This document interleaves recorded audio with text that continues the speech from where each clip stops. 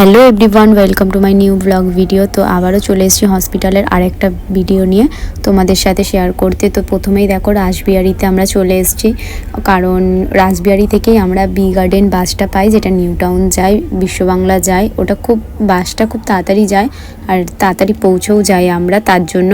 তো তারপর দেখো রাসবিহারিটা মানে এত সবার অফিস কাজ কর্ম অনেক কিছুতেই সব ব্যস্ত থাকে, মানুষ বিভিন্ন কাজে বিভিন্ন দিক দিয়ে ব্যস্ত থাকে, আর আমরাও একটা দিক দিয়ে ব্যস্ত, যেরকম হসপিটাল। তারপরে দেখো ফাইনালি ওই বি গার্ডেন বাসটা ধরে বিশ্ববাংলা এসেছি, ওখান থেকে আবার টোটো ধরে আমরা চিত্তরঞ্জন হসপিটালে এসেছি। তো আজকে ছিল আমাদের একটা রিপোর্ট, তো বাবার ওই রিপোর্টটাই করতে এসেছিলাম। বাবাকে, মাকে, আমি, দিদি 4 জন মিলেই আমরা গেছিলাম রিপোর্টটা করতে। তো তারপরে অনেক সকালেই গেছিলাম সেদিনকার, তাই অনেক তাড়াতাড়ি পৌঁছে গেছিলাম, আর কাজটাও আমাদের 2-3টের মধ্যে হয়ে গেছিলো, বাড়ি রিটার্ন চলে এসেছিলাম।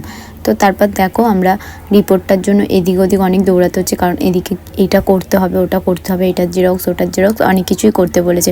তারপর আমরা দেখো প্রথমে এসেছিলাম বলে একজনের পরই আমরা ছিলাম, অনেক তাড়াতাড়ি হয়ে গেছে। যদি দেরি করতাম তাহলে আজকে আর এত তাড়াতাড়ি হতো না, আর অনেক দেরি হতো, প্লাস অনেক দেরি করেই ঘরে যেতে হতো।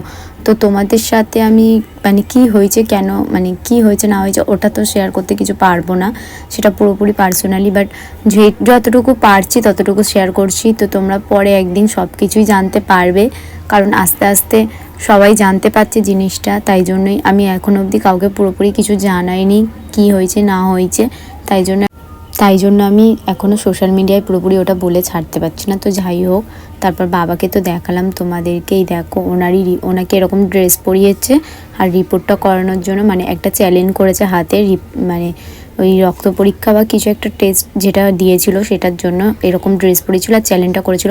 তারপরে দেখো ওখানে হসপিটালে যেরকম ডেকোরেট করা আছে, যেরকমভাবে হসপিটালকে মানে তৈরি করা হয়েছে, তার ডেকোরেটটাই এটা ছোট করে খেলনার মতো করেছে, কি বেশ সুন্দর আর পরিষ্কার পরিচ্ছন্ন।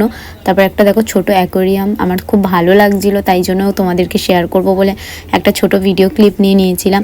তারপর দেখো অনেক সকালে গেছিলাম, প্রায় 7টা না 6টা নাগাদ বেরিয়েছিলাম ঘর থেকে, কিছু খেয়ে আসা হয়নি, শুধু চা ছাড়া। তারপর আমি আর আমার দিদি একটু বেরিয়ে গেছিলাম, বললাম চল একটু চা খেয়ে আসি, কারণ মাথাটা একটু ছাড়বে, কারণ অনেক দৌড়াদৌড়ি করতে হয়েছে, তোমাদেরকে কি আর বলবো।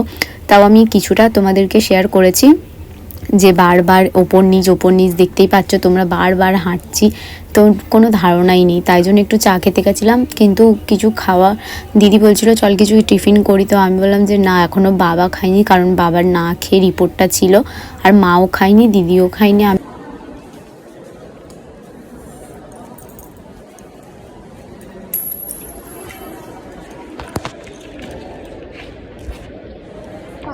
দিয়েছিলি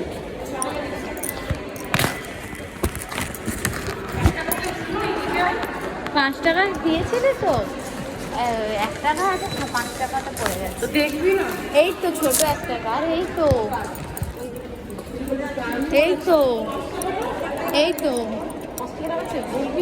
সেটাই তো বলছি। আমি আর পাচ্ছি না, এবার আমার পেটে কিরম বলছি।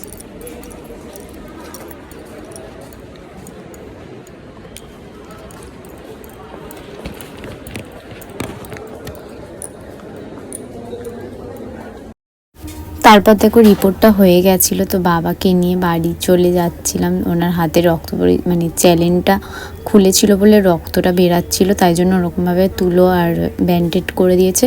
তো যাই হোক, ভালোই এখানে ভালোভাবেই পেশেন্টকে যত্ন নেওয়া হয়, খেয়াল করা হয়, এটার জন্য অনেকই ভালো, তাই জন্য অনেক লোক আসে। তো হসপিটালটাও বেশ পরিষ্কার পরিচ্ছন্ন, আর এখন তো সময় খারাপ যাচ্ছেই, তাই সময়ের সাথে সাথে আমাদের সেরকমভাবে চলতে হবে, যেরকমভাবে সময় চলে, কারণ ভগবান যেটা দিচ্ছে সেটাকে মানিয়ে নিতে হবে, মেনে নিতে হবে। এখন বুঝি, এখন নিজেকে সেটাই বোঝাই যে যখন যা হচ্ছে সেটা নিজেকে মেনে নিতে হবে। কারণ এই হসপিটালে যখন যাই না, ছোট ছোট 5-6 বছরের বাচ্চাদের দেখি না, যেন বুকটা ফেটে ওঠে, চোখ থেকে জল চলে আসে, সত্যি কথা বলছি। কারণ এরকম বাচ্চারা কীভাবে সহ্য করবে, বড়দের একটা তাও সহ্য ক্ষমতা থাকে অনেক, কিন্তু যারা ছোট বাচ্চা তারা কিভাবে সহ্য করবে, তাদের তো সামান্য হাত কেটে গেলেও চিৎকার করে। আমি নিজেই এখনও অবধি আমার একটু হাত কেটে গেলেই মায়ের কথা ভাবি, চিৎকার করি, কাঁদি, কিন্তু ওরা বাচ্চা মানুষ, ওরা এত বড় বড় জিনিস কিভাবে নেবে, কিভাবে সহ্য করবে, এটাই আমি ভাবি, অবাক হয়ে যায়। তারপর ভাবি যে ভগবান যেটা দিয়েছে সেটা মেনে নিতে হবে, মানিয়ে নিতে হবে, কারণ আমরা সবাই কেউই সারা জীবন থাকবো না।